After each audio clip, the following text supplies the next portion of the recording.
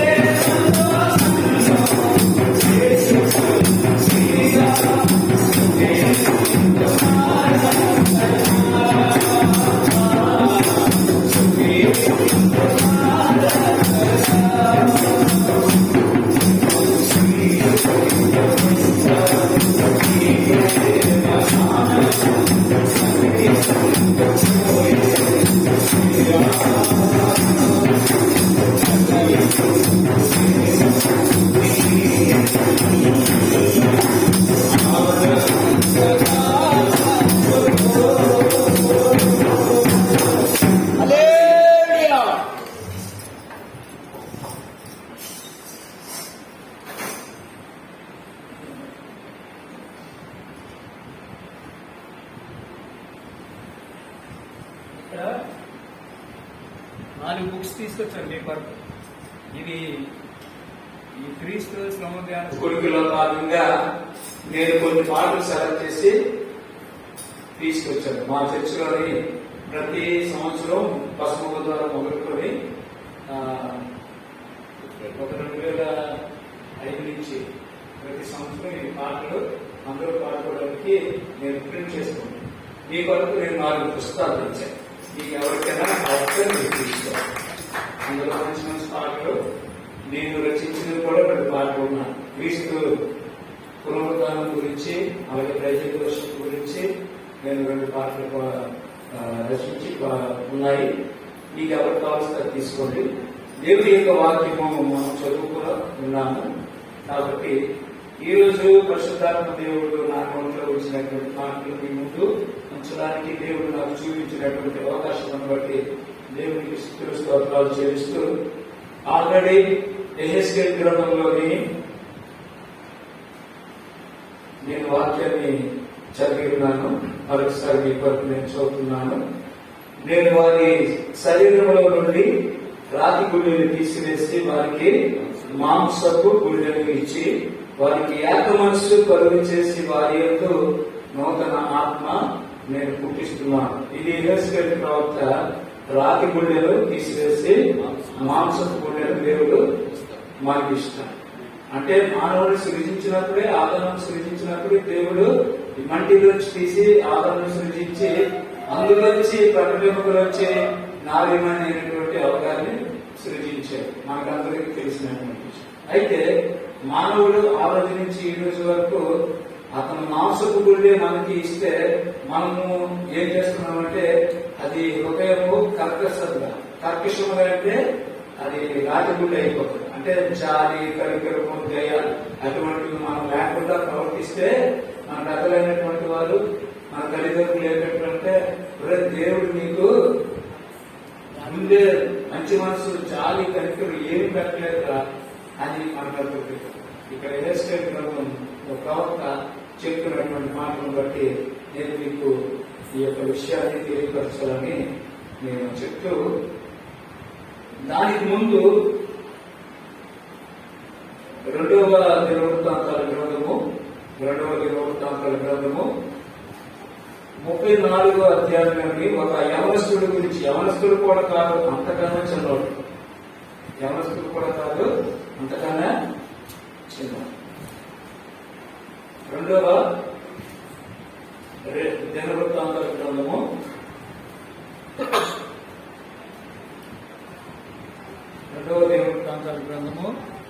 34వ అధ్యాయం మనం చదువుకుందాం.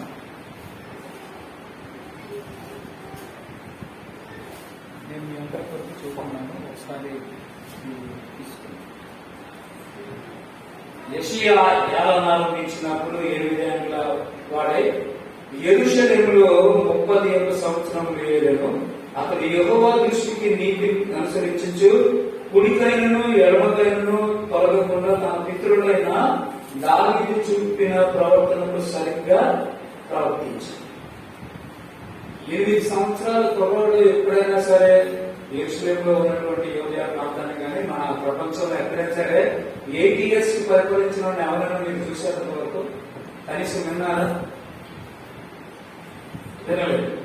ఎందుకంటే ఈ 8 సంవత్సరాలు బాలుడైనటువంటి యెషయా గురించి చెప్పే ముందు మన బైబిల్లో అటువంటి పేరు దగ్గర శబ్దం కలిగినటువంటి వారు 3 ఉన్నారు. మొట్టమొదటిగా ప్రవక్త అయినటువంటి యెషయా, రెండోది యెషయి అంటే is the father of David. యెషయా అంటే ఈజ్ ద ప్రాఫిట్, ప్రవక్త. మూడో వ్యక్తి ఎవరంటే ఈ హోషియా. దగ్గర ఒకే శబ్దం ఉంటుంది కానీ ఆయన పేరు ప్రవక్త అయినటువంటి యెషయా. రెండవది దావీదు గారి తండ్రి అయినటువంటి యెషయి. మూడవది యోషియా. ఈయన కేవలము 8 సంవత్సరాలు. ఎంతండి ఆయన వయస్సు? 8 సంవత్సరాలు. 8 సంవత్సరాలు అతను ఏడడానికి గల కారణం ఏంటంటే వారి తండ్రి గారు అయినటువంటి ఆమోన్ గారు 22 సంవత్సరాలు పరిపాలించినప్పుడు సడన్ గా ఆయన క్రింద పనిచేస్తున్నటువంటి సేవకులు వలన చంపబడ్డాడు. ఆమోను గారు చంపబడ్డారు కాబట్టి ఇతను 8 సంవత్సరాలకే యెరూషలేములో ఉన్నటువంటి యూదయ రాజ్యాన్ని పరిపాలించడానికి దేవుడు కృప చూపించాడు. మీరు అనుకోవచ్చు, ఈ యొక్క మనం ఉపవాస దినాల్లో ఉన్నాం కాబట్టి జేమ్స్ గారు వచ్చి ఆ రాజుల గురించి పరిపాలన గురించి చెప్తున్నారు అని అనుకోవచ్చు. కానీ అక్కడ నేను ఏఎస్కేల్ గ్రంథంలో చదివించినటువంటి అంశం ఏంటంటే, రాతి గుడిని తీసివేసి నేను మాంసము గుడిని ఇస్తున్నాను. కాబట్టి ఇక్కడ కూడా 2వ రాజుల గ్రంథము 22లోని ఈ చివరి మాటలో ఏముందంటే, యెహోవా సన్నిధిని మీరు చూస్తున్నారా? 22వ రాజుల గ్రంథము 19 దగ్గర నుంచి నేను చదువుతున్నాను, మీరు చూడండి. 2వ రాజుల గ్రంథము 22వ అధ్యాయంలోని 19వ వచనం దగ్గర నుంచి నేను చదువుతున్నాను. ఇశ్రాయేలీయుల దేవుడైన యెహోవా సెలవిచ్చినదేమనగా, ఈ స్థలము పాడగలనియు దాని కాపురస్తులు దోషణాస్పదుల వదలనియు నేను చెప్పిన మాటలను నీవు ఆలకించి, దేవుడు చెప్పినటువంటి మాటలు ఆలకించి అదేమంటాడు, మెత్తని మనస్సు కలిగి యెహోవా సన్నిధిని దినత్వము ధరించి నీ బట్టలు చింపుకొని నా సన్నిధిని కన్నీళ్లు రాల్చితివి కనుక నీవు చేయు మనవిని నేను అంగీకరిస్తున్నాను. ఈ 4లో ఉన్నటువంటి మాట ఏంటంటే, దేవుడైనటువంటి యెహోవా సెలవిచ్చినది ఏమనగా, ఈ స్థలాన్ని నేను పాడు చేసేస్తున్నాను. ఏ స్థలాన్ని? యెరూషలేములో ఉన్నటువంటి యూదయ సామ్రాజ్యాన్ని నువ్వు పరిపాలిస్తున్నటువంటి 8 ఏళ్ల వయసు కలిగినటువంటి యోషియా గారు పరిపాలిస్తున్నారు. ఆయన పరిపాలించినప్పుడు పరిపాలిస్తున్నావు, దేవుడు ఎందుకు నిన్ను పాడు చేసేస్తున్నా అంటున్నాడు అంటే, అక్కడ ఉన్నటువంటి వాళ్ళందరూ కూడా ఏం చేస్తున్నారు? విగ్రహారాధన చేస్తున్నారు. అక్కడ ఉన్నటువంటి వాళ్ళందరూ విగ్రహారాధన చేస్తున్నారు. ఆదికాండం మొదలుకొని మలాకి, లేదంటే మత్తయి సువార్త మొదలుకొని ప్రకటన గ్రంథం వరకు దేవుడికి నచ్చలేనటువంటి పని ఏంటంటే ఒకే ఒకటి ఏంటి? విగ్రహారాధన మాత్రం నువ్వు ఎట్టి పరిస్థితుల్లోని చేస్తే మాత్రం దేవుడు ఏం చేస్తాడు? ఆ దేశాన్ని, ఆ ప్రాంతాన్ని, ఆ మనుషుల్ని, ఆ రాజుల్ని, ఆ తల్లిదండ్రుల్ని అందరినీ వాడు చేసేస్తాడు. నీవు బాప్తిస్మం తీసుకుని దానికి ముందు బాగు మనసు పొందిన తర్వాత దేవుడి యొక్క దృష్టిలో సంఘానికి వచ్చి క్రైస్తవులు అనిపించుకొని క్రైస్తవ సంఘంలోనూ క్రైస్తవ సమాజంలోనూ ఎదిగితే పర్వాలేదు. మళ్ళీ ఈ రోజు చర్చకొచ్చి మళ్ళీ మరుసటి రోజు మళ్ళీ నరకి తిరిగి ఇంకో దగ్గరంటే విగ్రహారాధన జోలికి వెళ్తే ఏం చేస్తాడంటే, నువ్వు ఉంటే వెచ్చగా ఉండు, నువ్వు వెచ్చగా ఉంటే దేవుడు ఏం చేస్తున్నాడంటే ఆయన నోట్లో నుంచి నేను ముందే అయితే నువ్వు ఇటువైపులో ఉండు, లేకపోతే అటువైపులో ఉండు. నువ్వు క్రైస్తవ నియమంలోకి వచ్చి మారు మనసు పొంది బాప్తిస్మం తీసుకొని ఏదో కృపాగారి గురించి, జేమ్స్ గారి గురించి నువ్వు చర్చకు రావాలి. ఏమండి, మీరు కృపాగారి గురించి, ఆశీర్వాదం గారి గురించి, జేమ్స్ గారి గురించి, లేదంటే 40 దినాలు చెప్పారు కాబట్టి మనం 40 దినాలు పాటించి 40 అయిన తర్వాత మళ్ళీ నేను అక్కడ పండుగలు జరుగుతాయి, మళ్ళీ అక్కడికి వెళ్తానంటే దేవుడు ఏం చేస్తాడు? నోట్లో నుంచి ఉమ్మేసేస్తాడు. ఉమ్ము ఊసిన తర్వాత ఏమవుతుంది? నోట్లో మనకు ఉమ్ము వచ్చిందండి. మనకు అసహ్యమైన ఎవరైనా పాపం ఉన్నా కొంతమంది కబుర్లో ఏం చేసేస్తారంటే, అదేమవుతుంది? ఊసిన 5 నిమిషాలు మాత్రమే ఉంటుంది. అయిపోయిన తర్వాత అది ఎక్కడ వేసిన కూడా మనకు కనబడదు.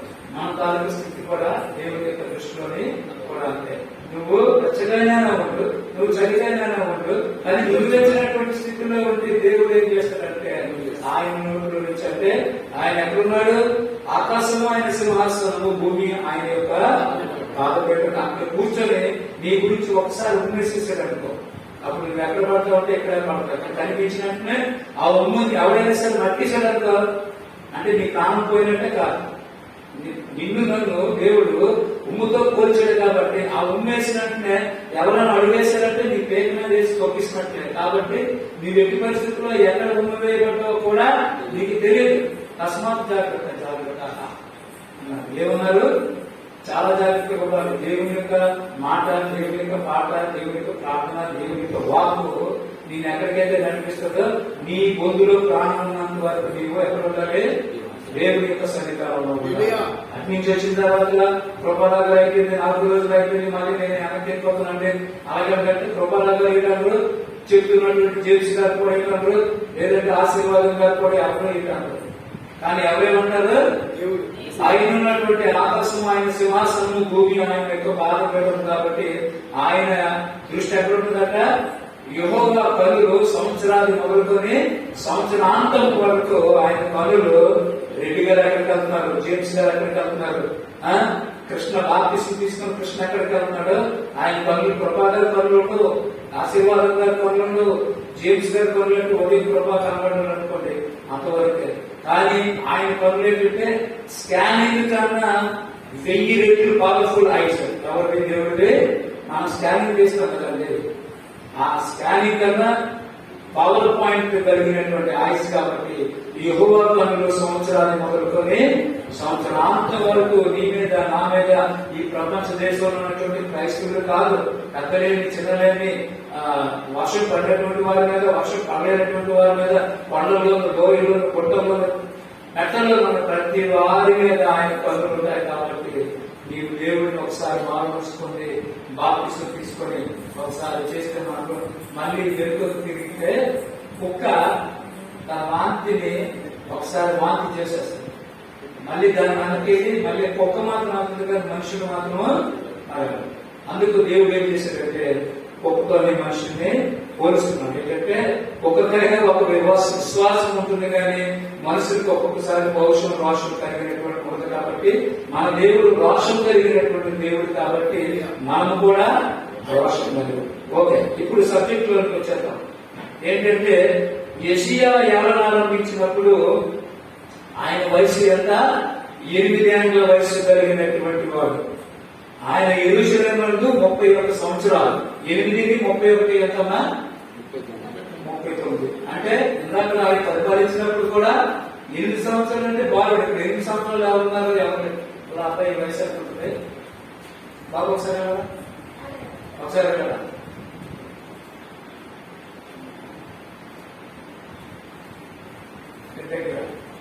ఈ వయసు ఎంత ఉంటుంది, 15 కాదు, 15 సగం తీస్తే 7.5 అనుకుందాం.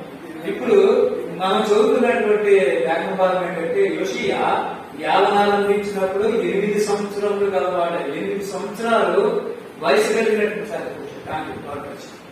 8 సంవత్సరాలు పరిపాలించినటువంటి యోషియాకి ఆయన 8వ ఏట పరిపాలించినటువంటి అవసరం ఎందుకు పడిందంటే ఈ యోషియా మనస్సే గారు మనవడు. వీళ్ళిద్దరికి మధ్య ఎవరు ఉన్నారు, ఆమోను గారు ఉన్నారు. ఆమోను ఈ యోషియా గారు తండ్రి. ఆయన 22 సంవత్సరాల వయసప్పుడు అతని క్రింద పనిచేస్తున్నటువంటి సేవకులు ఆయన ఏం చేశారంటే ఆయన యొక్క ప్రవర్తన, ఆయన యొక్క జ్ఞానము, ఆయన యొక్క నడవడిక బాగులేదు కాబట్టి ఆయన ఏం చేశారంటే దానికి ముందే ఉంది నేను చెప్తున్నటువంటి 21వ అధ్యాయము 25 చూడండి.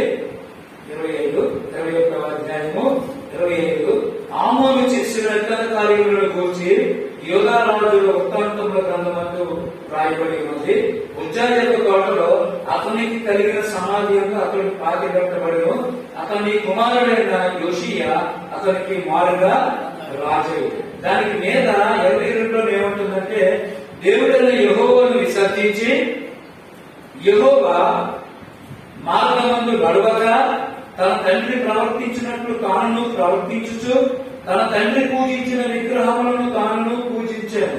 ఆమోను సేవకులు అతని మీద కుట్ర చేసి అతన్ని నగరునందు అతన్ని చంపగా దేశపు జనులు రాజైన ఆమోను మీద కుట్ర చేసిన వారందరినీ చంపి అతని కుమారుడైన యోషియాకు అతనికి మారుగా పట్టాభిషేకం చేశారు. 8 సంవత్సరాలు దేవుడి దృష్టిలోనే 8 ఏళ్ళ మరి మనం ఈ రోజు కూడా ఏమంటున్నామంటే మన పిల్లలు ఎంత పెద్దవాళ్ళైనప్పటికీ కూడా మా అబ్బాయికి ప్రార్థన చేయడం రాదండి, మా అమ్మాయికి అప్పుడే వాక్యం చదవడం రాదండి, మా అబ్బాయి ఇంకా 14 సంవత్సరాలే, ఇంకా 15 సంవత్సరాలే అని చెప్పి వాళ్ళు ముసులైపోతున్నా కూడా తల్లిదండ్రుల దృష్టిలో పిల్లలు చిన్నవాళ్ళే. కానీ దేవుడి దృష్టిలోని మనం మాత్రం మనందరమే, నేను పిల్లాడిని, ఆయన పిల్లాడు, నువ్వు కూడా పిల్లాడు, అందరం ఒకే రకమైనటువంటి we are all children of the God.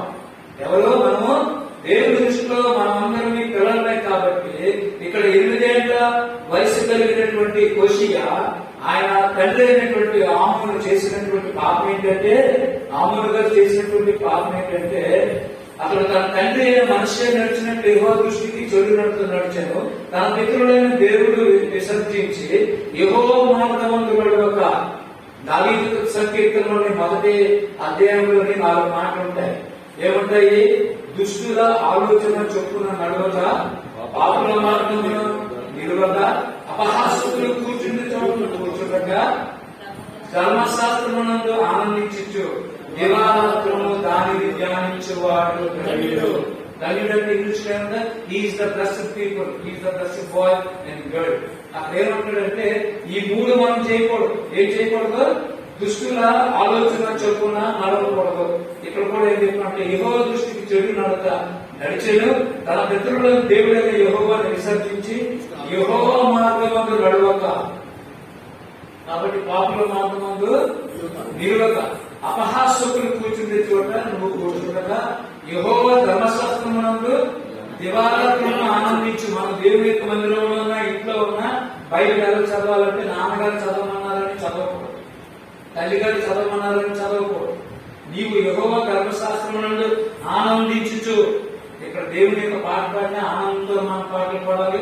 ప్రార్థన చేసిన సంతోషంతోనే ప్రార్థన చేయాలి. దేవుని యొక్క వాక్యాన్ని మనం చదువుకున్నా సరే ధర్మశాస్త్రమునందు ఆనందించు. దివారాత్రములు అంటే, దివా అంటే పగలు, రాత్రి ఏం చేయాలి? దాన్ని ఆనందించు. బైబిల్ గ్రంథాన్ని మనం ఏం చేయాలంటే, మనకి క్యాలెండర్ ఇచ్చారు. ఎందుకంటే క్యాలెండర్ ఇచ్చినందుకు ఏం చేయాలంటే మన బాడీకి మేలు కొట్టి తగ్గించుకొని ఇంట్లోకి రైస్ కూడా అనిపించుకోవడానికి కాదు. నువ్వు లేచిన వెంటనే క్యాలెండర్ ఇచ్చినటువంటి ఈ రోజు ఎంత తారీఖు, ఆ 7ని బట్టి అక్కడ ఏం వాక్యం ఉందో నువ్వు చదువు. మళ్ళీ దానికి వివరణ కావాలంటే ఏం చేయాలంటే అక్కడ ఏం రాస్తుంది అనుకోండి. సపోజ్ యెహెజ్కేలు 11వ అధ్యాయము 18 రాస్తే, అసలు యెహెజ్కేలు 11వ అధ్యాయం 18లో ఎందుకు రాశారంటే మొదటి నుంచి చివరి వరకు దేవుని యొక్క వాక్యాన్ని మనం చదవాలి. అందుకు యెహోవా ధర్మశాస్త్రమును ఆనందించు. దివారాత్రము దాన్ని చదవాలి. మీరు 2 గంటలకి 8 గంటలు వేస్తే 4:30కు వచ్చి చేస్తారు, పెట్టి పాటలు వేసి ప్రార్థన చేస్తారు. అది చాలా మంచి. మన దినచర్య ఏంటి? మనం ఎవరితో ప్రారంభించాలి? మన యొక్క దినచర్య దేవుడితో. అది సత్యమైనటువంటి దేవుడు, నిత్యమైనటువంటి దేవుడు, నిత్య జీవానికి మార్గం చూపించినటువంటి దేవుడిని మనము ఆరాధిస్తున్నాం. కాబట్టి ఉదయాన్నే లేసి మనం ఏం చేయాలి? దేవుడి యొక్క పరిశుద్ధ గ్రంథం తీసుకొని మన యొక్క దినచర్య ప్రారంభించాలి. ఉదయం 4:30కు లేచి, 5:30కు లేచి, 8 గంటలు అలాగనే నువ్వు సూర్యుడు వచ్చిన తర్వాత లేక అది సొంత గంటగా ఆ రోజు చాలా మంది పెద్ద పెద్దలు అందరూ చాలా మంది కోటీశ్వరులు అయ్యారు. అందులోని మన ఆయన ఎవరు మంచి కోటీశ్వరుడే, రైలర్స్ అధిపతి, రైలర్స్ అంబానీ గారి జీవిత చరిత్ర, అలాగే టైగర్ గారి జీవిత చరిత్ర అందరితో రాష్ట్రంలో అంబానీ గారు ఏం చేస్తారంటే, ఆయన సూర్యుడు మా ఇంట్లోకి రాకముందే లేదంటే ప్రపంచంలోకి రాకముందే నేను లెక్కిపోతానని చెప్పాడు. ఆయన ఎవరు? క్రైస్తవుడా? ఆయన అన్యుడు ఒక తలపు కలిగి ఉన్నాడు. కాబట్టి ఈ రోజు కోటీశ్వరుడు అయ్యింది. నీవు నేను కూడా కోటీశ్వరుడు అవ్వడానికి మన యొక్క ప్రవర్తన, మన యొక్క నడవడిక, మన కనుక వే ఆఫ్ లైఫ్ అంటే దినచర్య మనకు లేదు. కాబట్టి మనం కూడా కోటీశ్వరులు కాలేము. ఇందులోని కనీసం దేవుని యొక్క ధర్మశాస్త్రం చదివిన ఇందులో కూడా మనం కోటీశ్వరులు అవ్వచ్చు. అంతేనా? లేకపోయినప్పటికీ కూడా మనకి పరిశుద్ధ గ్రంథమే కోటీశ్వరుడు చేసినటువంటి విషయం ఉంటుంది. కాబట్టి ఆయన ఆ ఇంట్లోనికి సూర్యుని వెలుగు రాకుండా ఆయన పక్క నుంచి లేచిపోయి డ్రెస్, స్నానం, నేను అంతా చేసేసి ఆయన ఏం చేస్తాడంటే ముందు ల్యాప్టాప్ వేసుకుని ఆయన ఈ రోజు చేయవలసినటువంటి అన్ని పనులు చూసుకున్న తర్వాత ఒకసారి అలాగే వాకింగ్ కానీ జాగింగ్ కానీ వెళ్ళి అటు నుంచి వచ్చిన తర్వాత ఒక అరగంట పేపర్ చదువుతాడు. పేపర్ చదివిన తర్వాత ఇంకా టిఫిన్, బ్రేక్ఫాస్ట్ అన్ని చేసి 6:30-7 గంటల ఆయన ఆఫీస్కి వెళ్ళిపోతాడు. ఆయన కోటీశ్వరుడు కదా. ఆయన 10 గంటలకు వెళ్ళినా ఎవరు అడగరు, 9 గంటలకు వెళ్ళినా ఎవరు అడగరు, 12 గంటలకు వెళ్ళినా ఎవరు అడగరు. కానీ ఆయన ఒక డిసిప్లిన్ పెట్టుకున్నాడు. ఏం పెట్టుకున్నాడంటే, ఒక పెట్రోల్ బంకులో పనిచేసినటువంటి అంబానీ గారు ఈ రోజు కోట్లకు అధిపతి అయ్యాడంటే ఆయన దినచర్యలు ఏంటంటే ఒక క్రమశిక్షణ కలిగి మనం ఉండాలి. అందుకే యేసు ప్రభు వాళ్ళ శిష్యుడికి 12 మంది శిష్యులు ఉన్నారు. ఎంతమంది ఉన్నారు? 12 మంది శిష్యులు ఉంటే వాళ్ళు ఇంగ్లీష్ లో ఏమని పిలుస్తారంటే డిసైపుల్స్ అంటున్నారు. They will call disciples in English. తెలుగులో అనేటువంటి శిష్యులు అంటున్నారు. ఆ డిసైపుల్ అనేటువంటి పదము ఎక్కడి నుంచి యేసు ప్రభు వారు నేర్పించారంటే the word discipline is derived from the disciples. ఈ వర్డ్ ఎక్కడి నుంచి వచ్చింది? క్రమశిక్షణ అనేటువంటి వర్డ్ ఎక్కడి నుంచి వచ్చిందంటే అంబానీ గారు క్రైస్తవుడు కాదు, గాంధీ గారు క్రైస్తవుడు కాదు, మోదీ గారు క్రైస్తవుడు కాదు. కానీ మా అందరికన్నా ఎక్కువగా బైబిల్ తెలిసినటువంటి వాళ్ళు ఎవరు? వాళ్ళ అన్యులుగా పిలవబడుతున్నారు, మన క్రైస్తవులుగా పిలవబడుతున్నారు. కానీ ఒకసారి బైబిల్ మాత్రం వాళ్ళు ఇందులో లోటుపాట్లు ఏమున్నాయో చూద్దాం. ఈ రోజు ఉదయాన్నే ఇక్కడ సంతాడు దగ్గర ఒక కోవిలు ప్రారంభించబడుతున్నాం. నేను కూడా పుట్టిన విషయం ఏదో తెలుసుకోవడానికి వెళ్తాం. అసలు ఎంతమంది ఎందుకు వచ్చారు, ఆ గొయ్యి ఎందుకు జరిపారు అనేసి పితుడికి వెళ్తే ఒకసారి బండి అంటున్నారు. అక్కడ ఎమ్మెల్యే ముత్తశెట్టి శ్రీనివాసరావు గారు మొదలుకొని కౌన్సిలర్ రమణ గారి వరకు అందరూ ఉన్నారు. ఎవరు? సచ్చిదానంద స్వామి, రూపానంద స్వామి గారు ఎవరో వచ్చారు. ఆయనకి ఒకసారి మైక్ ఇచ్చారు. ఇచ్చిన తర్వాత ఈ ఎవరికి మైక్ ఇవ్వలేదు, కానీ ఆయనకి మాత్రం మైక్ ఇచ్చారు. మైక్ ఇచ్చిన తర్వాత స్వామి గారు మీరు ఒక 3 నిమిషాలు మాట్లాడండి అని చెప్పారు. మాట్లాడిన తర్వాత ఆయన శ్లోకాలకు సంబంధించినది ఏంటంటే ఏదో ఒక శ్లోకం మీ అందరికీ వచ్చారు కాబట్టి మీ అందరికీ నమస్కారం, పూజ చేసి చెప్తూ ఆయన మొదటి ప్రశ్న నేను మీకు అడుగుతున్నాను, అబద్ధం చెప్పకుండా నిజం చెప్పండి అని చెప్పాడు. ఏమని మాట్లాడుతున్నాడు అంటే అది విగ్రహానికి సంబంధించిందైనా, పరిశుద్ధమైనటువంటి సంబంధించిందైనా, లేకపోతే ముస్లింకి సంబంధించిందైనా ఆయన మైక్లో ఏమడుగుతున్నాడంటే మీరందరూ ఇక్కడ ఉన్నారు కదా, తెల్ల డ్రెస్ వేసుకొని మీ అందరూ ఇక్కడ ఉన్నారు, పండుగలు వేసుకుని ఉన్నారు.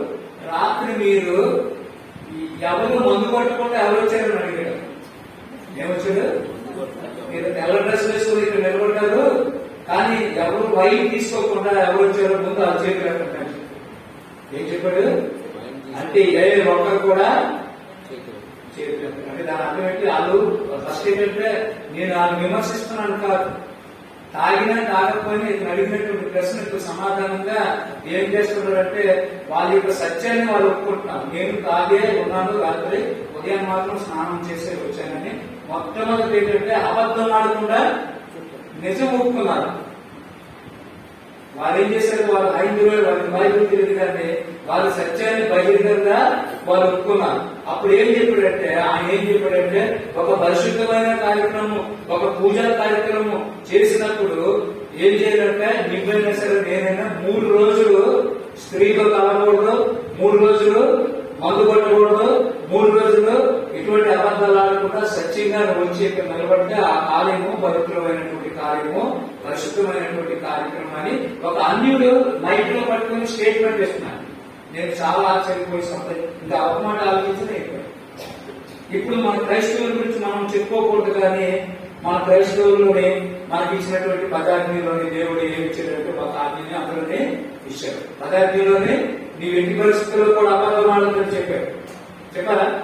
చెప్తే మన క్రైస్తవులు 99 మంది 98 శాతం మనం ఏం చేస్తాం? ఉదయం వేసిన దగ్గర నుంచి రాత్రి పడుకున్నట్టు కావాలని అబద్ధం ఆడం.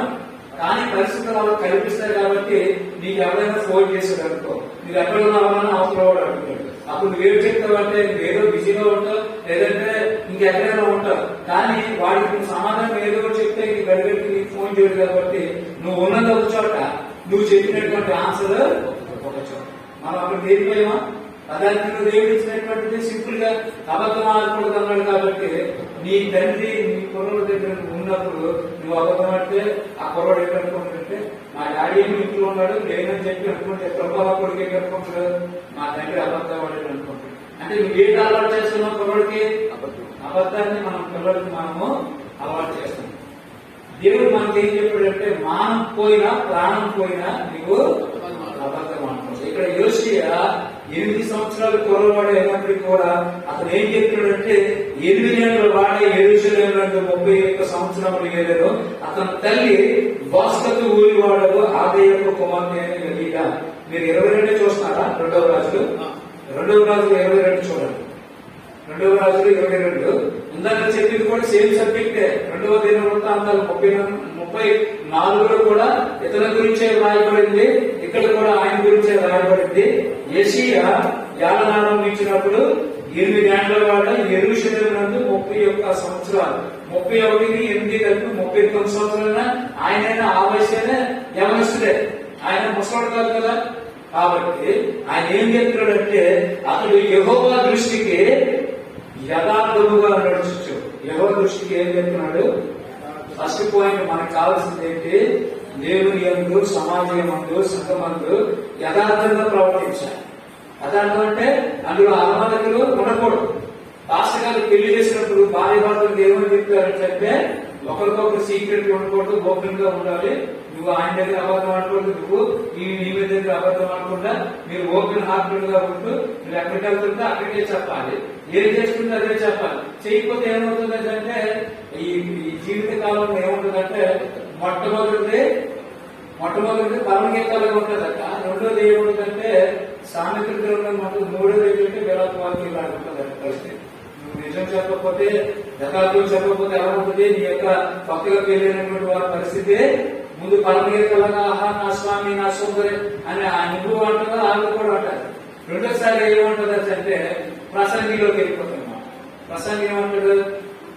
ఇదంతా వ్యర్థమే సూర్యుడు జీవితం అంతా వ్యర్థమే అంటాడు.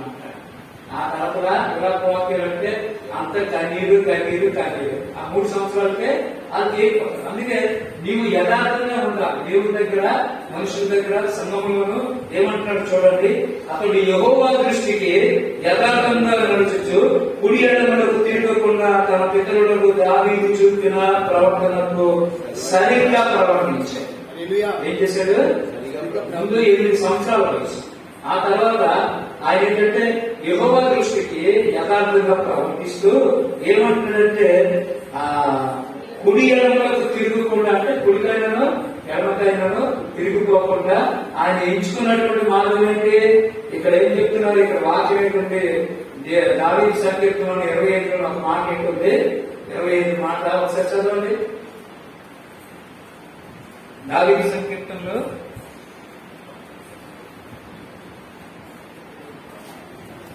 నేను చదువు 25:4లోని మీ ప్రిపేర్ రాసిన పోడియం, యెహోవా మీ మార్గములను నాకు తెలియజేయము, నీ ద్రోవలను నాకు తేటపరచము, నన్ను నీ సత్యమును అనుసరించి నాకు ఉపదేశము చేయి. మనం ఏంటి మాట్లాడుకుంటాము? యథార్థత, సత్యము, అబద్ధం ఆడకుండా మీ జీవితాన్ని మీరు నడుచుకోండి. దినవంతి అదే చెప్తున్నాడు. కాబట్టి ఇక్కడ ఏమంటున్నాడంటే తన పితరులకు దావీదు చూపిన ప్రవర్తనకు సరిగ్గా ప్రవర్తించడం.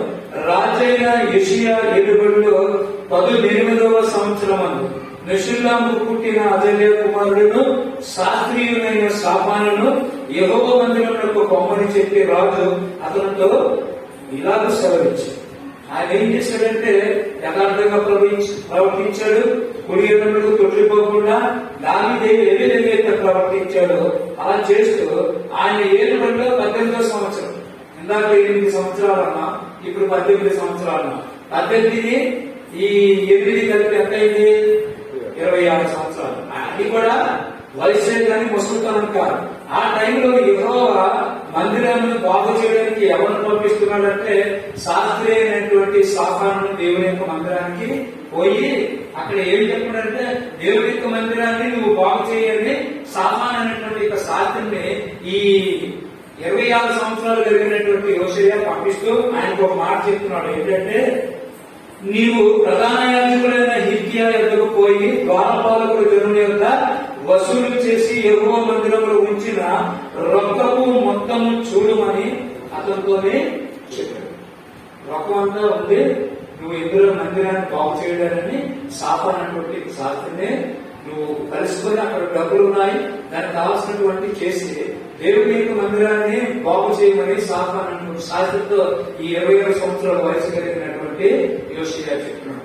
అప్పుడు ఆయన దేవుని యొక్క మందిరానికి వెళ్ళాడు. ఇంకా నేను చదువు నేను మీకు చెప్పేస్తాను. అక్కడ ఏమన్నదంటే యెహోవా మందిరమందలి శిథిలమైన స్థలములను బాగు చేయటంటే యెహోవా మందిరపు పనిచేయి కూలి వారికి వారు దానిని ఈ వల్లనయ్యో వడ్ల వారికి సర్పగాలకు కాసెప్పల వారికి మందిరంలో బాగు చేయటైతే మాలలేని చెక్కిన రాలేని దొరలకు ఈ వల్లని తెలియజెప్పము. ఆ అధికారులు నమ్మకస్తులను వారి చేతికి అప్పగించిన ద్రవ్యం కూర్చి వారి యొక్క లెక్క పుచ్చుకోనకుండేది. వారంత నమ్మకంగా దేవుని పని చేస్తున్నారు కాబట్టి లెక్క కూడా మీరు అడగగానే సామాన్యటువంటి శాస్త్రిని ఆ దగ్గరికి పంపించిన తర్వాత ఇక్కడ అసలైనటువంటి ఒక పని ఆ సామాన్యటువంటి శాస్త్రికి దేవుడు చెప్తున్నాడు, రాజుగారు చెప్తున్నాడు. అంతటా ప్రధాన యాజకుడైన హిల్కీయా యెహోవా మందిరమందు ధర్మశాస్త్ర గ్రంథము ఎవరికి దొరికింది? ఎక్కడ మందిరంలో ఏం దొరికింది? ఇప్పుడైతే మన బైబిల్ అందరి చేతుల్లో ఉంది కానీ ఆ రోజుల్లో కానీ మన మార్టిన్ లూథర్ గారు వచ్చినంత వరకు కానీ బైబిల్ ఎవరి చేతుల్లో కూడా లేదు. యెహోవా మందిరంలోని ఎవరికి దొరికిందంటే ఈ మందిర గ్రంథము ఆ మందిరంలో దొరికింది. అక్కడ ఎవరున్నారు? ప్రధాన యాజకుడు అయినటువంటి హిల్కీయా అనేటువంటి పాస్టర్ గారు ఉన్నారు. మన భాషలో చెప్పుకోవాలనుకుంటే ఆ రోజుల్లో యాజకుడు అని చెప్పారు. మనం ఈ రోజుల్లోనే ఆ యాజకుడికి ఏం పేరు పెట్టుకున్నామంటే పాస్టర్ గారు అని పెట్టుకున్నాం. అందరికి అర్థమైనటువంటి భాష పాస్టర్ ఒకటే. కానీ అపోస్తలుడైన పౌలు గలతీయులకు రాసినటువంటి పత్రిక, ఎఫెసీయులకు రాసినటువంటి పత్రికలోనే ఏం చెప్పాడంటే 5 ఏర్పాటు చేశాడు. అంటే దేవుని యొక్క మందిరము క్షేమాభివృద్ధి నిమిత్తమై కొందరు అపోస్తలులు గాను, కొందరు ప్రవక్తలు గాను, కొందరు సువార్తికులు గాను, కొందరు ఉపదేశకులు గాను, కొందరు కాపరులు గాను.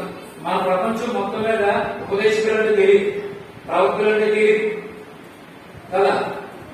ఓన్లీ ఎవరు తెలుసు? సంఘానికి కాపలా ఎవరంటే పాస్టర్ అంటే చదువుకున్నాడు, చదువులేడు, అందరికి ముస్లింకి, క్రైస్తవులకి అందరికి పాస్టర్ అంటే తెలుసు. కాబట్టి ఇక్కడ హిల్కీయా అనేటువంటి యాజకుడు దేవుని యొక్క మందిరంలో ఉంటే ఆయనకి ఏం దొరికిందంటే ఒక ధర్మశాస్త్ర గ్రంథము దొరికితే ఆయన ఏం చేశాడంటే గ్రంథము యాజకుడికి దొరికితే ఏం చేయాలా? ఆయన చదవాలా, లేదా కూర్చున్నటువంటి వాళ్ళందరికీ కూడా చెప్పాలి. కానీ ఇక్కడ హిల్కీయా యాజకుడైనటువంటి హిల్కీయా ఏం చేస్తున్నాడంటే ఈ సాఫాన్ అనేటువంటి సాధికుడు వచ్చాడు కదా, బాగు చేశాడు కదా. బాగు చేసినప్పుడు ఈ గ్రంథం దొరికింది కాబట్టి ఈ గ్రంథం తీసుకెళ్లి ఎవరి దగ్గరికి అన్నాడు? రాజు అయినటువంటి 28 సంవత్సరాల వయసు కలిగినటువంటి రాజు దగ్గరికి నువ్వు తీసుకుని వెళ్ళి నువ్వు చదివించు అని చెప్తున్నావు. అక్కడ చూడండి, ఈ గ్రంథం అంతా అయిపోయింది. హిల్కీయా దొరికాడు, నాకు ఒక గ్రంథం అప్పగించిన రాజు అని చెప్పి గ్రంథమును రాజు సముఖమనందు చదివారు. రాజు గారి సొంపుమనందు 28 సంవత్సరాలు అయినటువంటి ఆ కుర్రోడి దగ్గర ఈ యొక్క సాఫాన్ అనేటువంటి శాస్త్రి హిల్కీయా గారు దొరికినటువంటి పరిశుద్ధమైనటువంటి గ్రంథము, ధర్మశాస్త్ర గ్రంథము దొరికితే నువ్వు రాజు సముఖములో చదువు వినిపించంటే ఆ చదివి వినిపిస్తున్నా. రాజు సముఖమనందు చదివాను. రాజు ధర్మశాస్త్రము గల ఆ గ్రంథపు మాటలు వినినప్పుడు బైబిల్ చదువుతుండగా లేదంటే ధర్మశాస్త్రం చదువుతుండగా ఆ గ్రంథంలో ఉన్నటువంటి మాటలు ఎవరు విన్నారు? ఈ 28 సంవత్సరాల వయసు కలిగినటువంటి హోషియా అనేటువంటి కుర్రోడు ఆ యొక్క సాఫాన్ అనేటువంటి శాస్త్రి చదువుతుంటే వింటున్నాడు. విని ఏం చేశాడంటే ఆ గ్రంథపు మాటలు వినినప్పుడు తన బట్టలు చింపుకొని, యెరూషలేములో ఉన్నటువంటి ఆ రోజు పాత నిబంధన గ్రంథంలోనే బట్టలు చింపుకున్నారంటే దానికి సాదృశ్యం ఏంటంటే ఆయన ఉపవాస దినాలు చాటించుకుంటున్నాడు, ప్రకటించుకుంటున్నాడు.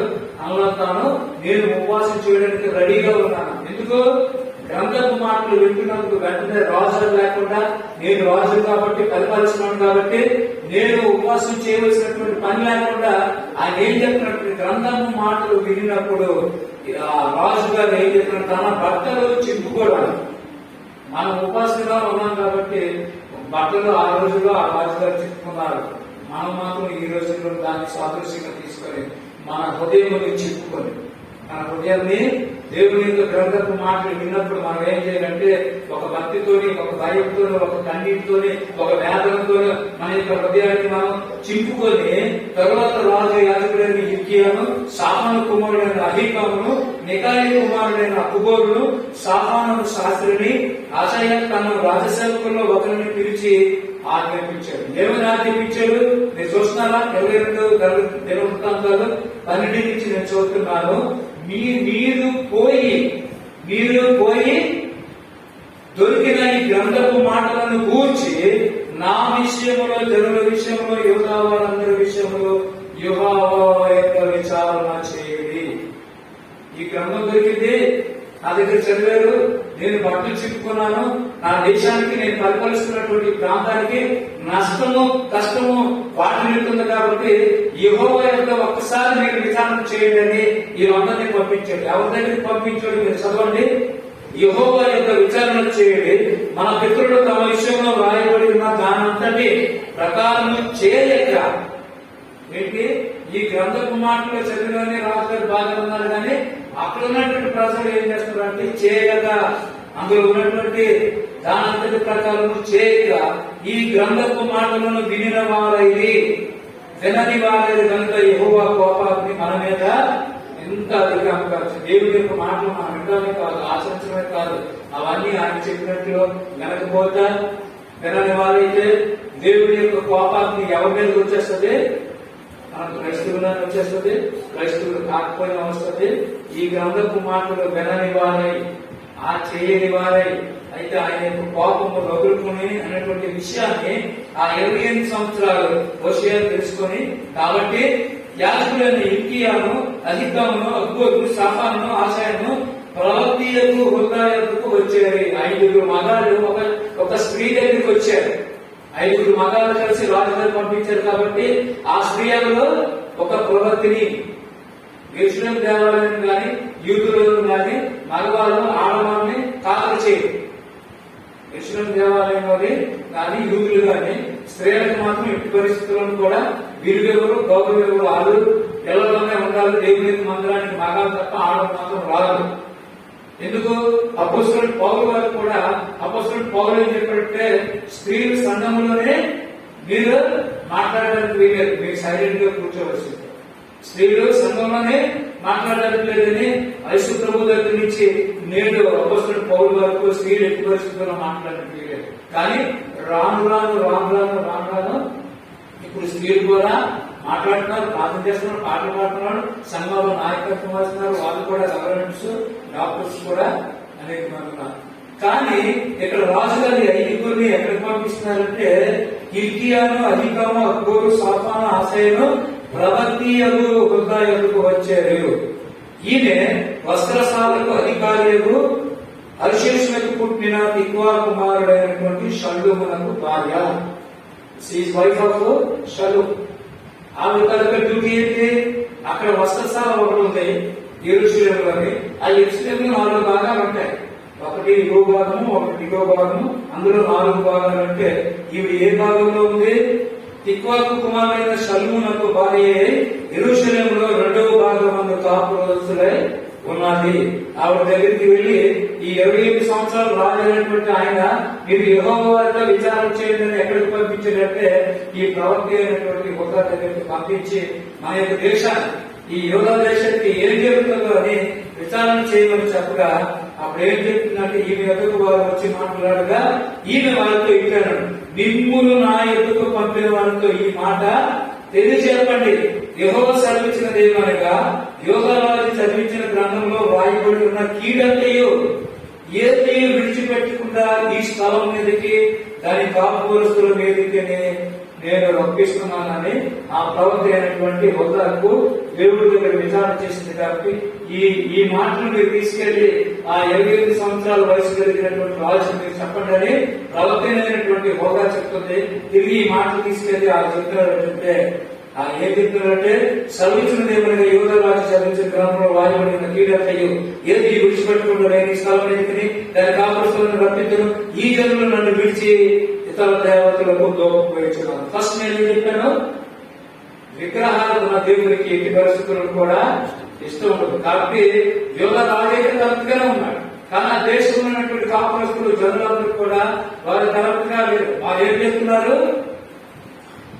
ఈ జనులు నన్ను విడిచి ఇతర దేవతలకు దోపం వేయచ్చు, తమ సకల కార్యముల చేత నాకు కోపము పుట్టించున్నారు కనుక నా కోపము ఆరిపోకుండా ఈ స్థలము మీద రగులుకొని చున్నదని ఇందాక దొరికినటువంటి గ్రంథంలో ఈ మాటలు రాయబడతాయి. దేవుని మందిరంలోని హిల్కీ అయినటువంటి ఒక ప్రవక్త, హిల్కీ అయినటువంటి యాజకుడి దగ్గరికి దొరికినటువంటి గ్రంథంలో వారు చదివి ఏ మాటలు ఉన్నాయి? ఈ జనులు విగ్రహాలను చేస్తున్నారు, పూజిస్తున్నారు, దేవతలు చేస్తున్నారు. కాబట్టి కోపము పుట్టించున్నారు కనుక నా కోపం ఆరిపోకుండా ఈ స్థలం మీద రగులుకొనుచున్నది. యెహోవా యొక్క విచారణ చేయుటకే మిమ్మును పంపిన యోధారాజుకు ఈ మాటలు మీరు ఇమీడియట్ గా చెప్పండి. లేదంటే దేవుడు పాపం ఆల్రెడీ స్టార్ట్ అయిపోయింది, యోధా దేశాన్ని నేను నాశనం చేసేస్తానంటే అప్పుడు ఏం జరుగుతుందంటే, ఇశ్రాయేలీయుల దేవుడైన యెహోవా సెలవిచ్చినదేమనగా, ఈ స్థలము పాడగుననియు దాని కాపురస్తులు దూషణ ఆస్పదులగుననియు నేను చెప్పిన మాటలను నీవు ఆలకించే మెత్తని మనస్సు. ఇందాక మనం స్టార్టింగ్ లో చెప్పుకున్నామంటే ఏం చెప్పాడు, రాత్రి గుండెని తీసేసి నీకు మాంసపు హృదయం. మన హృదయం అడగడాలి, రాత్రి గుండెను మనం తీసుకొని మాంస హృదయం చేయాలంటే మనం ఉపవాసం ఉన్నాం కాబట్టి మన బట్టలను మనం చిప్పుకోవడం కాదు, కానీ మన యొక్క హృదయాలను మనం చిప్పుకొని ఆ రోజుల్లో ఉపవాసం చేయాలంటే బూడిద జల్లుకుని బూడిద మీద కూర్చుండి వస్త్రాలు చుట్టుకొని గోనె పట్ట కట్టుకొని ఉపవాసం చేసేవారు ఇశ్రాయేలు. మనకు అటువంటి పరిస్థితి దేవుడు కలిగించాలి కాబట్టి మనం బట్టలు చిప్పుకోవట్లేదు, మన హృదయాన్ని మనం దేవుడి దగ్గర ఉమ్మరించుకొని చిప్పుకొని కన్నీరు కాల్చి నువ్వు చేస్తే దేవుడి మందిరం కానీ దేవుడి సమానం కానీ మనం ఉన్నటువంటి చుట్టూ ప్లేసులను అన్నింటిలో కూడా దేవుడు కోపంతో రగులు కనుక ఆయన యొక్క శాంతి, ఆయన యొక్క సమాధానం, ఆయన యొక్క సంతోషం, ఆయన యొక్క ఆనందము మనం బట్టి ఈ దేశానికి కలుగుతాయి. యాకోబు ఉన్నాడు, తల్లి అయినటువంటి రిబ్కా ఎక్కడికి వెళ్ళిపోమని చెప్పింది, లాబాను గారి దగ్గరికి వెళ్ళిపోమని చెప్పింది. లాబాను గారి దగ్గరికి వెళ్ళిన తర్వాత యాకోబుని బట్టి లాబాన్ని దేవుడు ఆశీర్వదించారు, కానీ లాబాను బట్టి యాకోబుని దేవుడు ఆశీర్వదించారు. వాళ్ళు అయ్యినే దేవుడు తెలుసుకోలేదు. కానీ యాకోబు ఎప్పుడైతే వెళ్ళి లాబాను ఇంట్లో నివాసం చేస్తున్నప్పుడు అక్కడ ఎన్ని సంవత్సరాలు ఉన్నాడు, 14 సంవత్సరాలు ఆయన కొలువు చేస్తే యాకోబుని బట్టి లాబాను కుటుంబాన్ని దేవుడు ఆశీర్వదించాడు. దేవుడి యొక్క నామానికి మహిమ కలుగుతుందా. ఎప్పుడు నీవైనా నేనైనా క్రైస్తవులు కాదు కాబట్టి మనల్ని బట్టి మన దగ్గర ఉన్నటువంటి ప్రాంతం అంతా ఏమవ్వాలి, అభివృద్ధి పొందాలి. నీవు అడుగు పెట్టిన చోటనల్లా దేవుడు ఏం చేస్తాడు, ఆశీర్వదిస్తాడు. నీవు అడుగు పెట్టిన చోటనల్లా నువ్వు ప్రార్థన చేయి, నువ్వు అడుగు పెట్టిన చోటనల్లా నువ్వు పాటలు పాడు, నువ్వు అడుగు పెట్టిన చోటనల్లా నువ్వు దేవుడి యొక్క వాక్యం వాళ్ళు విన్నా వెనకపోయినా నువ్వు సువార్త చెప్పి.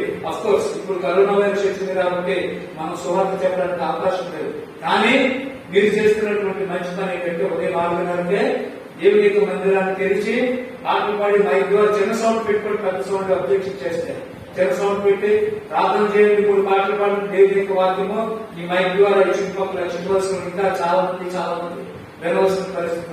వారు వింటే ఏ ఒక్కడైనా సరే దేవుని యొక్క హృదయాన్ని తాకితే ఏమవుతుందంటే మీ ద్వారా ఈ యొక్క చుట్టువలస ప్రాంతం అంతా బాగుపడవలసినటువంటి ఆవశ్యకత ఉంది. దేవుడి యొక్క నేను ముగించేస్తున్నాను. యెహోవా సన్నిధిని నీవు ఆలకించి మెత్తని మనసు కలిగి యెహోవా సన్నిధిని ఏం ధరించుకోవాలంటే మనం దీనత్వం అనేటువంటి వస్త్రాన్ని ధరించుకోవాలి.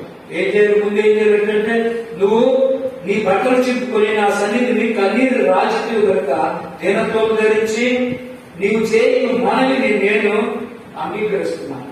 ఇశ్రాయేల్ దేశంలో నేను 2 సార్లు, ఒకసారి ఇశ్రాయేల్ దేశం వెళ్ళాను.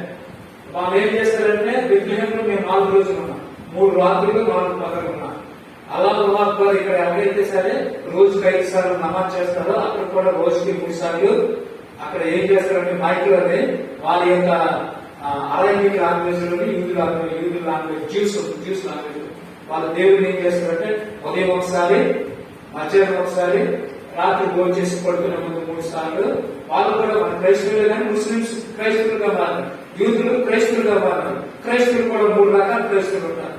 ముస్లింస్ క్రైస్తవులు మారినారు, యూదులు క్రైస్తవులు మారినారు, పుట్టుకతోనే క్రైస్తవులు. వీళ్ళందరూ ఏం చేస్తారంటే ఉదయం 4:30కే మొట్టమొదటి నమాజ్ అయిపోతుంది. నువ్వు కూడా నేను కూడా ఏం చేయాలంటే మొదటి ఉదయకాల ప్రార్థన మనం చేయాలి.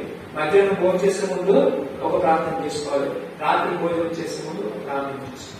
దానియేలు 2 సార్లు ప్రార్థన చేశాడు, దానియేలు గారు 3 సార్లు చేశారు, దావీదు గారు 7 సార్లు. కనుక మీరు నేను కూడా మనం ఏం చేయాలంటే మనం క్రైస్తవులను చెప్పుకోవడం కాదు, కానీ మీ యొక్క ప్రవర్తన బట్టి ఇతరులు మారాలంటే పురుషోత్తం చౌదరి గారు పాటలు పాడడం వల్ల అక్కడ క్రైస్తవులు అవ్వాలి. ముందు అతని ప్రవర్తన బట్టి మారారు. మన ప్రవర్తన బట్టి ఏంటి, అందుకే మనకి సంఘంలోనే మన సాక్ష్యం ఉండాలి. సమాజంలోనే మనకు సాక్ష్యం ఉంటారు, మన ఇంటిలోనే మనకి సాక్ష్యం ఉంటారు, ఈ భార్యలోనే నీకు సాక్ష్యం. పాస్టర్ గురించి నాకు నిలబడి చెప్పుకుంటే కాదు కదా, ఆయన బయట మనందరూ బైబిల్ చదువుతాం, క్రైస్తవులందరూ కూడా బైబిల్ చదువుతారు. కానీ విశ్వాసులు అవిశ్వాసులు బయట ఉన్నటువంటి అన్నిలు ఎవరు చదువుతారట? మనం చదువుతారు. మనం ఉదయం వేసి బయటకు వెళ్తున్నాను, జేమ్స్ గారు సైకిల్ మీద వెళ్తున్నారు, జేమ్స్ గారు మోటార్ సైకిల్ అనడం అది కాదు. అది బహిర్గతంగా బాధ్యంగా కనిపించింది. జేమ్స్ గారు మోటార్ సైకిల్ మీద వెళ్తున్నారు, కారు మీద, అది కాదు. జేమ్స్ గారు వెళ్తే జేమ్స్ గారి గురించి మంచి మాట్లాడుకుంటున్నారా? మంచి సాక్ష్యం జేమ్స్ గారికి కలిగి ఉంది. అందుకే అన్నిలైనటువంటి వారు, మనం క్రైస్తవులు బైబిల్ చదివితే అన్నిలైనటువంటి వారు ఎవరు చూస్తారు? మనం చూస్తాం. మనం బయటకు వెళ్తే కింద నుంచి చూడడం అది బాధ్యమైనటువంటి, అది కాదు. ఇలా వెళ్తే మన గురించి చదివింది ఏంటంటే, మనం చనిపోయినప్పుడు మన గురించి మన విజయ్ కుమార్ గారు చనిపోయాడు, ప్రేమ విజయ్ కుమార్ గారు. ఎంతమంది మంచి సాక్ష్యం చెప్పారండి? మీ వదిలి గారు, బిపిని గారు, లేదంటే మీ ఇంట్లో మీ మరొకరు గారు వచ్చు. కానీ ఆ చనిపోయినప్పుడు ఏం చేశారంటే, మేము కంపెనీలో ఉన్నాం, కంపెనీలో మా ఇంటికి వచ్చింది, జేమ్స్ గారు చిల్డ్రన్స్ క్రిస్మస్ చేస్తున్నాను, నేను తిట్టిపాలని, మీరు ఒకసారి చిల్డ్రన్స్ గురించి ఏదైనా మెసేజ్ ఇవ్వండి, ఏదైనా ఒక పాట పాడండి అని నన్ను తిట్టిపాలని తీసుకెళ్ళి, ఎవరు ఆశీర్వాదం స్టడీ చేయడం అంటే బైబిల్ స్టడీ చేయడం కాదు. ఆమె ఇక్కడ ఉన్నటువంటి వాళ్ళు అందరూ స్టడీ చేసి ప్రతిపాలన అసలు సువార్త స్టార్ట్ చేసింది ఆమె. మారమ్మ గారు, అక్కడ సున్నమ్మ గారు చెల్లి, వీళ్ళందరూ చేశారు. ఇప్పుడు అందరూ పోయి ఇప్పుడు ఎవరు చేస్తున్నారంటే మినీ గ్లోరీ గారు చేస్తారు. ఆవిడ పేరు బైబిల్ పుస్తకం ఉంది, ఆవిడ చేస్తారు. కానీ పునాది ఎవరేశారు? మొక్క ఎవరేశారు? అది మీరు ఎప్పుడైనా సరే మీ ఇక్కడ నేరు కలగాలంటే మీరు ఒక మొక్క వేయండి. మీరు నేను చనిపోయిన సరే ఆ మొక్క ఏమైపోతుందంటే మీకు ఒక సాక్షిగా నిలబడి మొక్క పెద్దదై పెరిగి అది ఒక ప్రాణి కింద, ఒక వృక్షం కింద అయిపోయిన తర్వాత దాని కింద నేడగా శాంత తీర్చుకోవడానికి ఎంతమంది వస్తారు? దేవుడి యొక్క వాక్యం కూడా నొక్కున్నది అనుకోండి, మీరు కూర్చున్నటువంటి వల్ల చనిపోయింది, కానీ ఇప్పుడు అది జీవంతున్నట్టే లెక్క. అది ఎప్పుడు కోసారో ఎప్పుడు చేశారో తెలియదు కానీ. అదే మనం చనిపోతే 6 నెలలకి శరీరం మట్టిలో కలిసిపోయి గుమ్ములు అప్పుడే మిగులుతాయి. సంవత్సరం అయిన తర్వాత ఆ గుమ్ములు కూడా ఉండవు. కానీ ఒక మొక్కలు మీరు ఏంటి, అది వృక్షం అయిన తర్వాత మీరు కూర్చున్నటువంటి బల్ల ఈరోజు ఏం చెప్తుంది? ఎందుకు బలం ఇచ్చాడంటే అది ఒక చెట్టే, ఒక మొక్కే ఈరోజు పెరిగి అది చచ్చిపోయింది, కానీ అది బ్రతకడానికి కూర్చోడానికి కానీ ఇండైరెక్ట్ గా పరోక్షంగా అది ఒక లైఫ్ ఇస్తుంది. ఏ రోజైనా సరే ఒక వాక్యం సాక్ష్యం చెప్పాలంటే ఏం చేస్తారంటే ఈ బలాలన్నా లెక్క చెప్తారు. ఏం చెప్తాయి? ఈ డ్రమ్స్ లెక్క చెప్తారు, ఈ కుర్చీ లెక్క చెప్తారు. నేను మాట్లాడినటువంటి ఈ పోడియం దేవుడి దగ్గర లెక్క చెప్తారు. జేమ్స్ గారు కూడా 40 రోజులు కూడా ఒక అవకాశం ప్రభావాన్ని కల్పించారు, నన్ను మిషన్ తెచ్చారు, జేమ్స్ గారు వాక్యం చెప్పారని ఇది సాక్ష్యం. ఇది చనిపోయిందా? ఒకసారి చనిపోయింది, కానీ దీనికి జీవం ఉంది. మనిషికి మాత్రం జీవం ఉంది. ఎప్పుడు నువ్వు మారు మనసు ఉంది, బాప్తిసం తీసుకొని మరణం ఆవాల జీవం ఉంది, మరణం తర్వాత మనకు జీవం ఉంది. ఆ జీవంలోనికి దీనివల్ల మనం కూడా వెళ్ళాలంటే ఏం చేయాలంటే మారు మనసు, బాప్తిసము, యథార్థత, కన్నీరు కాల్చి హృదయాన్ని చెప్పుకొని ఇక్కడ హోషేయ చేసినట్లు దీనత్వము ధరించి నీ బట్టలు చెప్పుకొని నా సన్నిధిని కన్నీరు రాజకీయ కనుక నీవు చేయు మనని నేను ఆలోచించాను. ఇశ్రాయేలు ప్రజలు ఉదయం చేసినటువంటి ప్రార్థన మీకు చెప్పాను ఏంటంటే, యెహోవా నా దేవా, నా ఆశ్రయదుర్గమా, నా విమోచకుడా. అక్కడ ఏమన్నాడు? నా నోటి మాటలు, నా హృదయ ధ్యానములు నీ దృష్టికి అంగీకారం కాదు. దేవుని యొక్క నామానికి మహిమ కలుగుతారు. ఇక్కడ కూడా ఏంటంటే నీ మనమని నేను ఆనందించాను కాబట్టి నువ్వు కన్నీరు కాల్చావు, దీనత్వం ధరించావు, వస్త్రాలు చెప్పుకున్నావు కాబట్టి ఈ దేశాన్ని నీ గురించి నేను పాటు చేయనన్నాడు. ఏమన్నాడు? ఈ దేశాన్ని నీ గురించి నేను పాటు చేయను, నువ్వు చనిపోయిన తర్వాత మాత్రమే పాటు చేస్తాను. అందుకు మీ ఇంటికి వెళ్ళిన తర్వాత రేపు మీ కార్యం ఉంటే 2వ దినవృత్తాంతాలు 34 చదవండి. 2వ రాజుల గ్రంథం 22 కూడా మొదటి నుంచి చివరి గురించి చదివితే మీకు ఇంత క్లియర్ గా అర్థమైపోతుంది. 8 సంవత్సరాల కుర్రాడు 25 సంవత్సరాలు అయ్యాడు, 28 సంవత్సరాల కుర్రాడు 39 సంవత్సరాల కుర్రాడు. ఆ తర్వాత నువ్వు చనిపోయిన తర్వాత మాత్రమే ఈ యోగా దేశం నేను నా కోపానికి బలి చేస్తాను, కానీ నీవు బ్రతికున్నంత వరకు ఈ దేశాన్ని నీ గురించి నీ మనం నేను ఆలోచించను కాబట్టి అవుతున్నాను. కాబట్టి మనిషికి మనకేం కావాలంటే రాతి గుండెను తీసివేసి దేవుడు మనకి మాంసపు హృదయాన్ని కలిగి చేయాలని మనం ప్రార్థన చేసుకుందాం. ప్రార్థన ముగిస్తాం. ఇటువంటి అవకాశం ఇచ్చినటువంటి ప్రభా గారికి మరి ఆశీర్వాదం గారు హైదరాబాద్. ఓకే, ఈ వీడియో పంపించండి ఆశీర్వాదం. ఓకే రైట్, ప్రార్థన చేసుకుందాం. అలాగే 40 రోజులు 31 రోజు గడిచింది, ఇంకా 8 రోజులు ఉన్నాయి. ప్రభా గారు మాట్లాడారు, ఆయన మాట్లాడారు, రాజేష్ గారు మాట్లాడారు, చాలా మంది నేను చూస్తున్నాను. కాబట్టి ఇటువంటి ప్లాట్ఫామ్, ఇటువంటి నిలబడి ఈ పోలియో పురుషోత్తం చౌదరి గారు ఉన్నప్పుడు కదండి, పురుషోత్తం చౌదరి గారు ఉన్నప్పుడు అటువంటి పోలియో దగ్గర అటువంటి సంఘంలోనే ఇది 1862 ఎస్టాబ్లిష్ చేశారు. నేను 1962లోనే పుట్టాను. ఈ సంఘానికి నాకు ఎన్ని సంవత్సరాలు తేడా? 100 సంవత్సరాలు. అదే 1860 పురుషోత్తం చౌదరి గారు ఇంగ్లీష్ వాళ్ళు తెలుగువారు, కానీ 1800 సర్వీస్ అన్ని ప్రారంభమయ్యాయి. కానీ మన ఇదే తీసుకుంది పురుషోత్తం చౌదరి 1862. నేను 1962.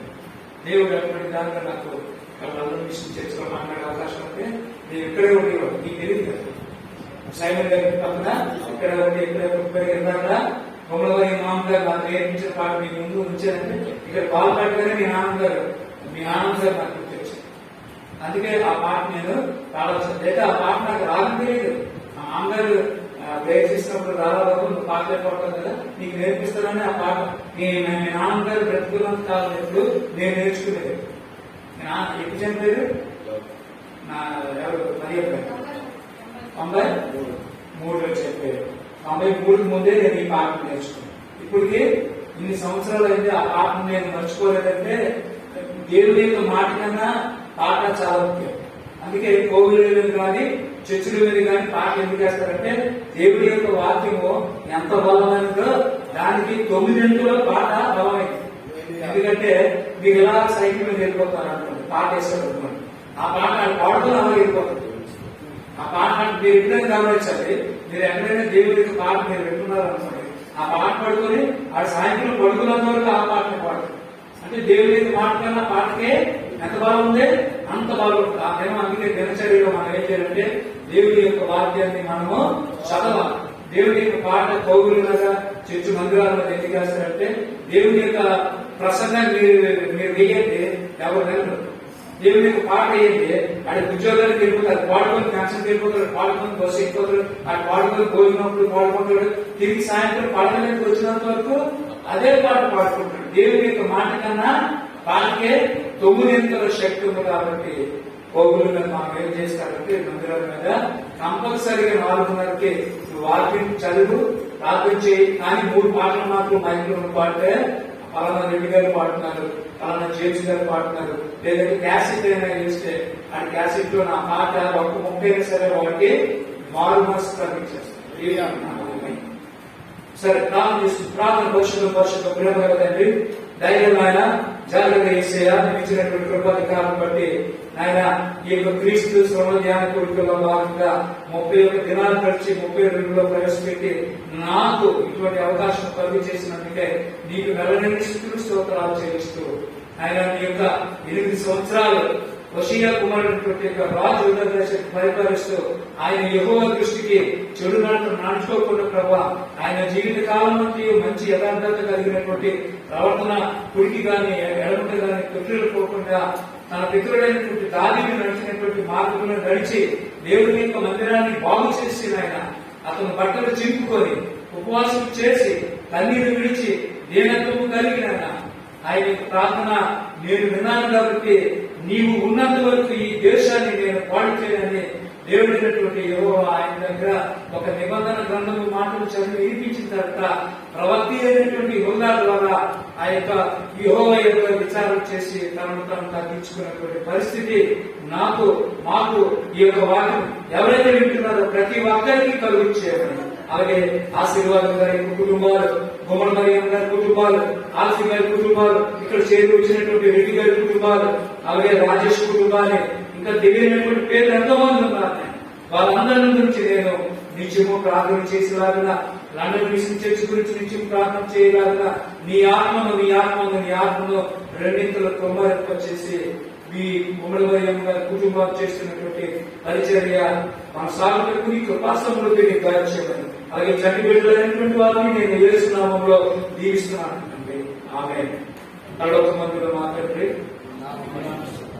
నీ నామం శుభపరచబడుగాక రాజ్యం వచ్చుగా నిశ్చిత పరలోక ముందు నెరవేరినట్టు భూమి మీద నెరవేరును గాక మాకు కావాల్సిన ఆహారం కూడా మాకు దయచేయము బాగా క్షమించము మన శోధంతా కల్పించము ఎందుకంటే రాజ్యము బలము మహిమయు నిరంతరము శక్తి నీవై నాకు తండ్రి ఆమె ఇప్పుడు మన పరమ తండ్రి అయినటువంటి దేవుని యొక్క ప్రేమ ఆయన కుమారుడు యేసుక్రీస్తు వారి యొక్క కృప పరిశుద్ధాత్మ అన్యోన్య సహవాసం ఆయన సన్నిధి కాపుదల భద్రత పరిశుద్ధులు సకల పరిశుద్ధులకు సార్వత్రిక సంఘాలకు మరి ముఖ్యంగా లండన్ మిషన్ సంఘానికి ఇప్పుడు ఎల్లప్పుడూ దాన్ని నడిపిస్తున్నటువంటి వారికి నిత్యము తోడైంది నడిపించడం కాక తండ్రి కుమార శుద్ధాత్మకును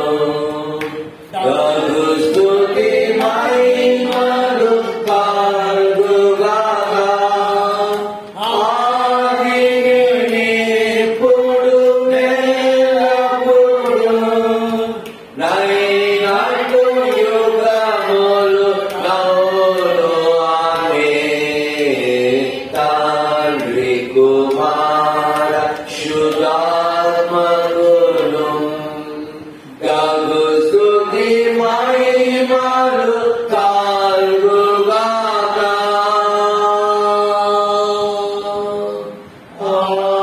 ఆమేన్. దేవునికి స్తోత్రం కలుగుగాక.